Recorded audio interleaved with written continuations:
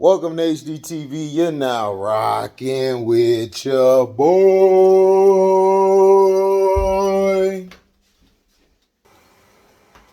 Yep. I'm going to kick you while you're up. I'm going to kick you while you're down. I'm going to kick you while you're hurt. I'm going to kick you while you're injured. I'm going to kick your butt all the way around. Y'all remember when Kendrick Perkins said that dumb it? Talking about James choked in and No Heart and B were the next Magic and Kareem duo. Or, no, this was the best one. They the next Kobe and Shaq. You know, they the next one. They the next Kobe and Shaq. And B the Shaq, Hart, and Kobe. And I'm like, you got Embiid right with Shaq. But Kobe for James Harden? No. Told y'all. Y'all got 3 chokers on your team. Choke Rivers, No Heart Embiid, James choked in, and Kendrick Perkins went on to say that dumb it. The difference between Magic, Kareem, Kobe, and Shaq was one thing. One thing. Those guys won. They won. You guys didn't win because you guys were soft. Those first 2 games, when they played Miami Heat, I told everybody, the Miami Heat's going to punch them in the mouth. They're going to punch them right in the mouth.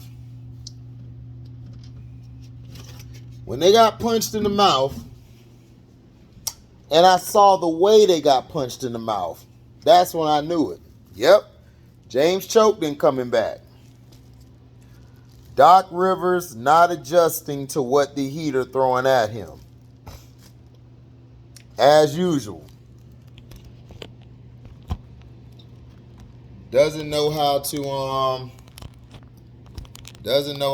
adjust. Yes, sir, Nola Brownies. RNS, baby. The real is over here, man. We ain't dealing with no fake people, you feel me? Oh. There we go. Yep. You ain't dealing with no fake people over here, man. We gonna keep it 1,000%. Right there? Yeah, there we go. Now, y'all remember when Kendrick Perkins said that dumbness? I know y'all remember that. And then you got J.J. Redick saying Bob Cousy could never play in this era because he played against nothing but plumbers and firemen and stuff. Like, he didn't play against Oscar, Jerry, and none of them guys. And I was surprised that J.J. Redick said that it. I was very surprised, and this goes along with dumb ass takes. Dumbass takes. This is what the world and media is about. It's about shock value. It's about continuously tearing down the old generation. That's what it's doing. And to me, that's disrespectful. The 80s and the 70s were the 2 best eras of basketball. 2000s was the 3rd best era of basketball. The 60s were the 4th best era of basketball. Then you had the 90s. Now everybody's going to say, oh, well, you're biased because you don't like Michael Jordan. No, it's not because I don't like Michael Jordan.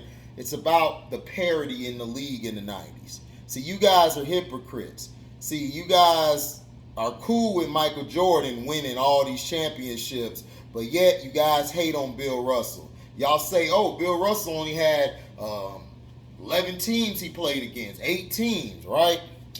Well, if you go back and look at Michael Jordan's East, he really only had like 2 teams, maybe 3 at most in the East. So to me, he had lesser competition than what Bill Russell had in his Eastern time. But you guys won't admit that. But see, J.J. Redick won't say that. He won't put it in context. Bob Cousy was a magician with the basketball. If you go listen to Isaiah Thomas got his game from Boston because he said we used to look up to Boston. You know why? Because they had all the black players. As racist as those white folks were, those pink folk, they were the first ones really to integrate a team full of brothers. A team full of brothers. You had K.C. Jones. You had Sam Jones. They used to call them the Jones brothers. You had Bill Russell. I forgot the other brother's name, but you had them too.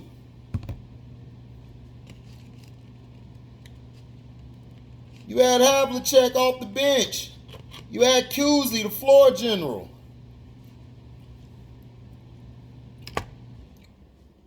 This is what you had.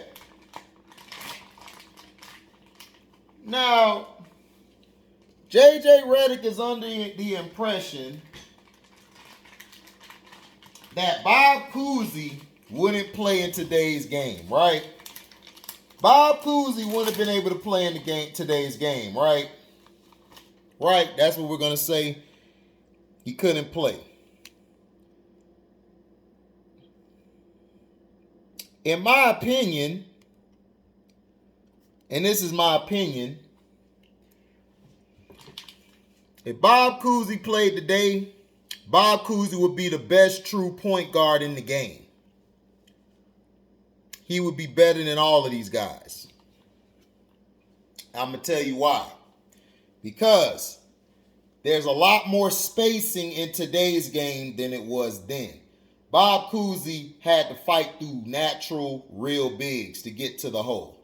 Now, this notion that you got firemen, plumbers, and all of that stuff, that was basically created to diminish what the 60s brought. Those guys were full-time athletes. They were part-time workers because, you know why? The NBA didn't pay those guys money. They didn't pay them the bucks. They didn't pay them the endorsement deals and all of that. They didn't have that. Now, if you was white, you got all those perks. But you still had to work a part-time job. But here's my thing. Why is that always used to diminish the past? Like these guys couldn't get on the court and ball. Why is that used? I know why it's used. You know why they use that? To make Michael Jordan and LeBron James the best players ever. It's a narrative. They're basically saying Michael Jordan and LeBron James played against tougher competition than Oscar Robertson and Elgin Baylor, which is a complete goddamn lie.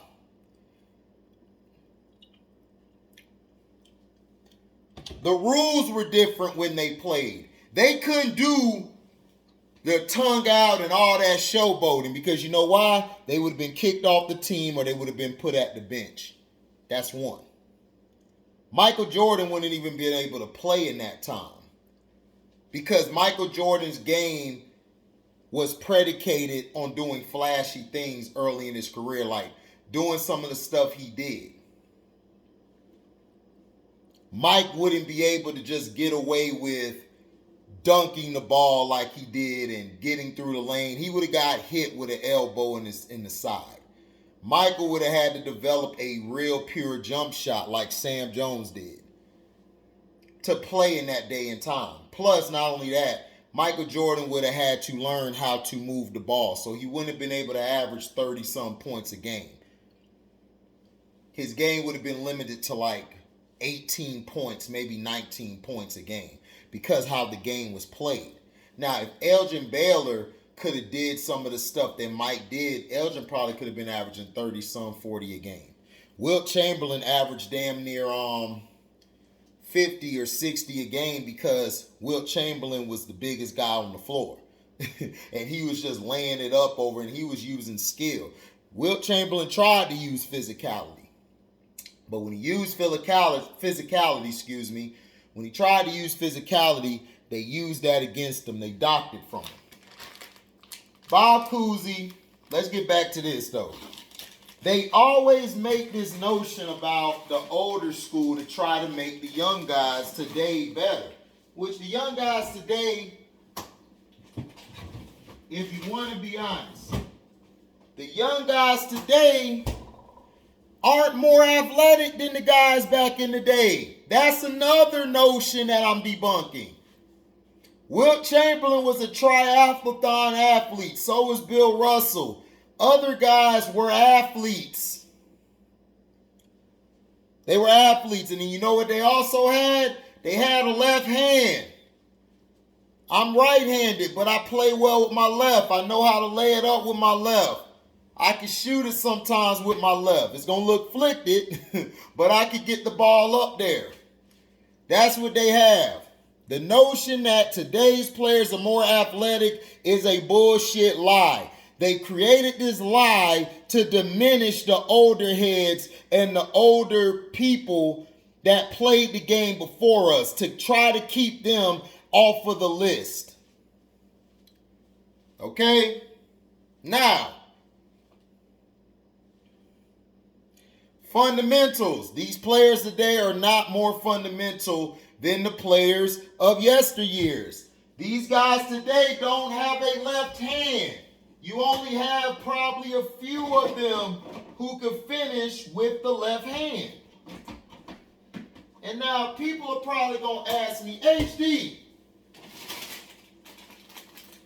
but you still have guys who can run the floor like gazelles.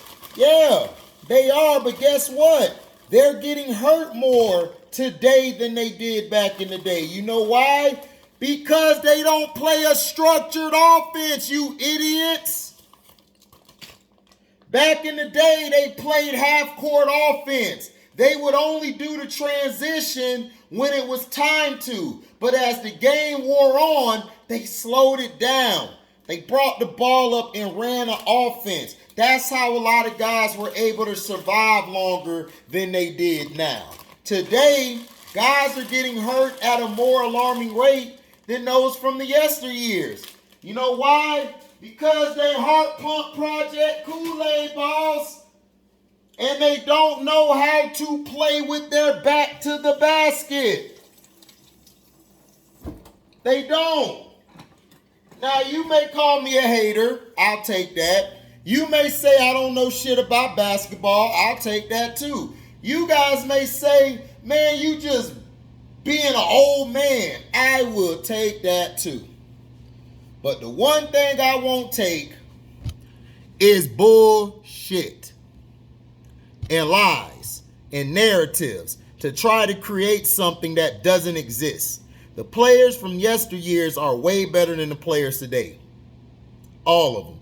If I take Elgin Baylor, Wilt Chamberlain, Bill Russell, Bob Cousy, Havlicek, Jerry West, all of those guys, they would dominate this era. This era would be dominated by them. They would be the top 5, 6 players. Giannis would be trying to do all that, bow into the lane. Wilt Chamberlain would have swallowed Giannis up like a cupcake. He would have smoked on the Giannis pack. Okay? People talking about, well, the rules are different. Well, the rules are different, but that helps Wilt. They shrunk the court and the key to stop Wilt. What rule did they do that hurt Michael Jordan? They never created nothing against Michael Jordan. The Pistons had to come up with a rule to shut him down because he was a prolific scorer. Michael Jordan's probably the greatest, if not best scorer we've ever seen in this game. One of the best. So you guys have to do your research and stop looking at the dumbness. JJ Redick is an idiot. Kendrick Perkins is a double idiot. And I rest my case. Thank you guys for listening. I'm out. Deezy.